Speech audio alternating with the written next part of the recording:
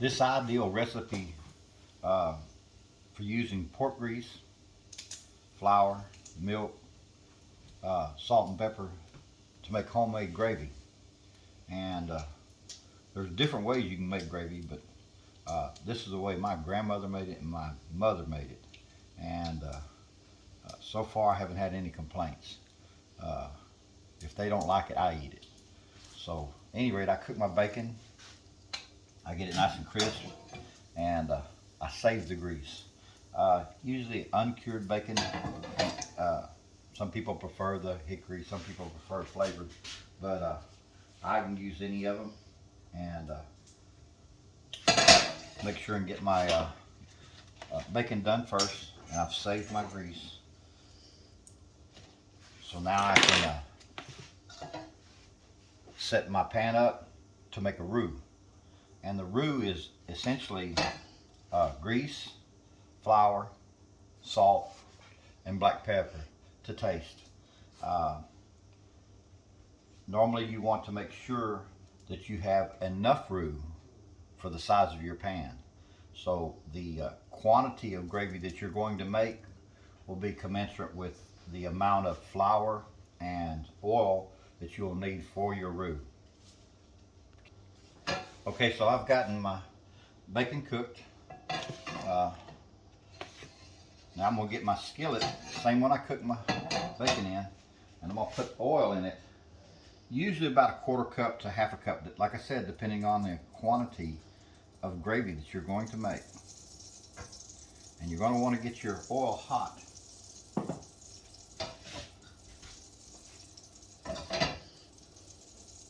Pause it a minute. So I'm gonna go ahead and put my biscuits in the oven at 365 degrees for about 17 minutes.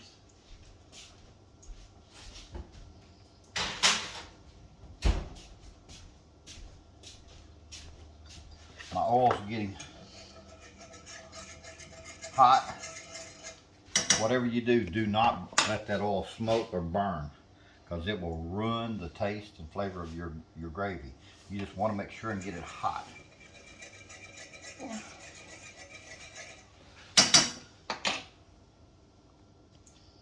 And what we're going to do is we're going to add, I like about a teaspoon.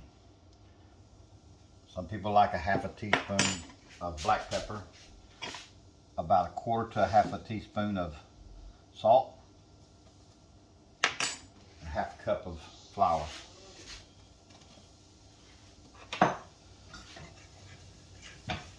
And what we're doing is we're cooking this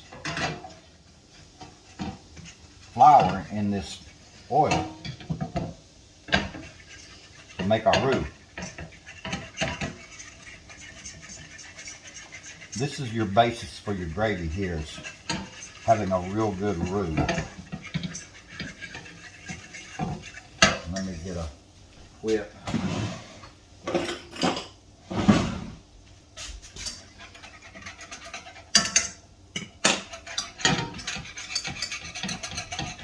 You want to stir that and cook that really well. And if it's too runny, then what you do is you just add a little more flour.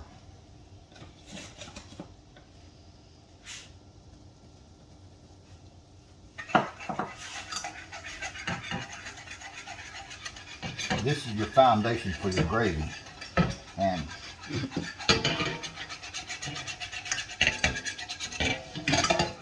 some people use vegetable oil, some people use pork lard. I like the bacon grease. I like the sausage grease. Get all the bits that's at the bottom of your pan. Yes, gives it a good flavor.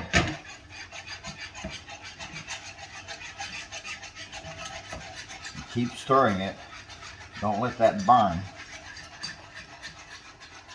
And if you notice, it's starting to get brown. It's still a little liquidy.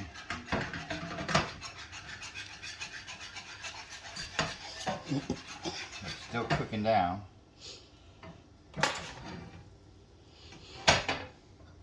So I'm gonna get my milk.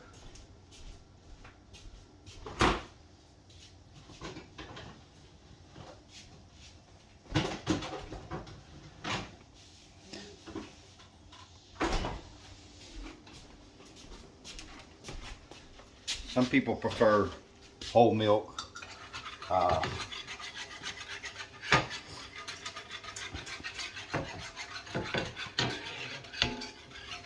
See, to me, that's just a little bit runny. I'm gonna add just a little more flour.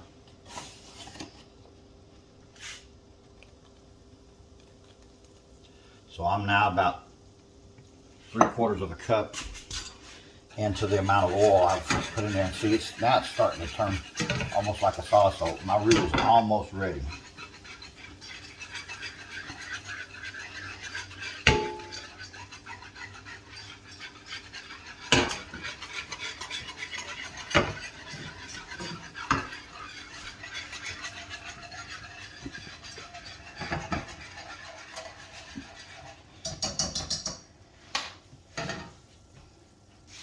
I like, preferably, a little more black pepper than most.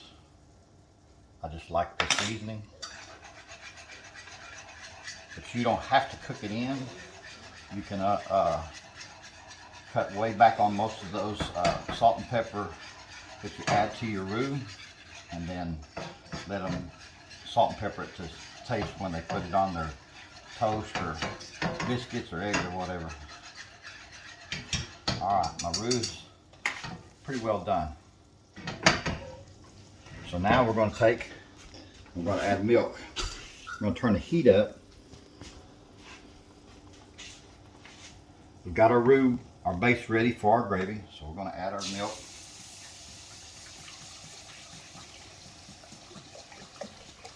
And I usually add at least a quart and a half.